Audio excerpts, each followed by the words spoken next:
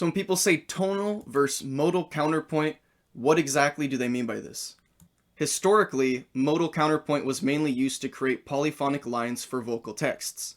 So as you can see, like the example in front of you, written lines of music that people are singing, while tonal counterpoint was mainly used to write polyphonic lines for instruments. Modal counterpoint is often taught as species counterpoint, such as with Fuchs, but as the composer begins to develop, more harmonic thinking and tonal counterpoint methods begin to be added. Some start with tonal counterpoint from the start, while some add it after isolating each species, starting with a modal approach. Either way, both are very similar and can be used to create polyphonic lines. The big difference is with tonal counterpoint, you will be thinking about chords, chord functions, chord hierarchy, chord progressions, and dissonances within or surrounding implied chords. While in modal counterpoint, one is not thinking about chords so much, but how the individual lines interact with each other. And with this, you're mostly thinking about the intervals that each line is creating with each other. Dissonances are dealt with by each individual measure. In conclusion, if a student is aware about both of these types of counterpoint, not only can they use either one when they choose, but more importantly, they can combine both of the ways of thinking into one that has more options and perspectives. Here are 10 different things that make modal and tonal counterpoint different from each other. Keep in mind that this is historically speaking from the Renaissance and Baroque periods of music. Things might have evolved, and they definitely did. Some rules might have been added, tweaked, bent, or completely removed later on.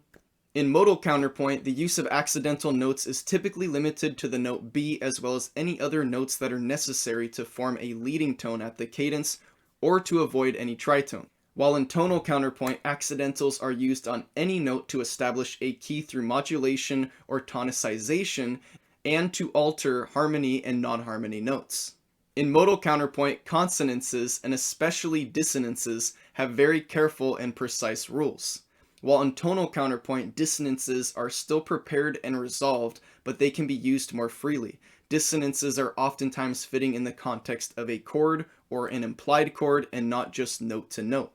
In modal counterpoint, cadences typically use stepwise motion. Only in the later Renaissance were larger leaps, usually in the bass, found.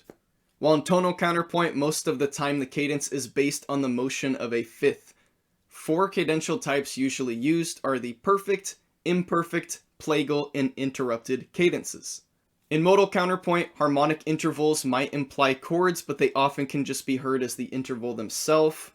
While in tonal counterpoint, harmonic intervals usually imply a chord both vertically and horizontally. In modal counterpoint, functional chord progressions are often used on a minimum. Hierarchy of chords is minuscule or completely unapparent. While in tonal counterpoint, functional chord progressions are found as well as heard. A hierarchy of chords is established. In modal counterpoint, the most common use is for the context of writing for vocal music. Because of this, the lines are mainly stepwise motion with leaps that are singable.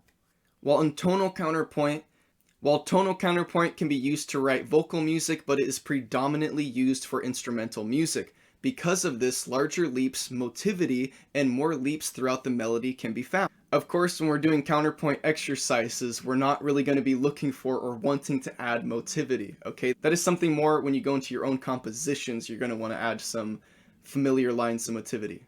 In modal counterpoint, the form and duration of the piece is often determined by how long the text is.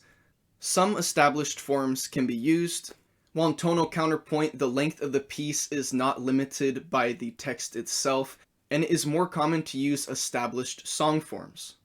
In modal counterpoint, the length of phrases are usually extrapolated from the text itself. While in tonal counterpoint, the length of the phrases are usually consisted of regular units. In modal counterpoint, you can have frequent crossing of parts or voices. While in tonal counterpoint, part crossing can occur, but parts usually stay within their own registers. In modal counterpoint, after a phrase begins or after the piece is finished, metric accents are largely obscured by slurs and the interaction of note durations within the parts, creating more polyphony within the meter. While in tonal counterpoint, accents might sometimes be obscured, a listener can usually hear a sense of a piece's meter. So there's the difference between modal and tonal counterpoint. I'm going to be teaching a lot more counterpoint videos on this channel, so stay tuned if you want to see those. My counterpoint videos up until now have mostly been using the modal counterpoint approach, teaching the species counterpoint using Fuchs's examples.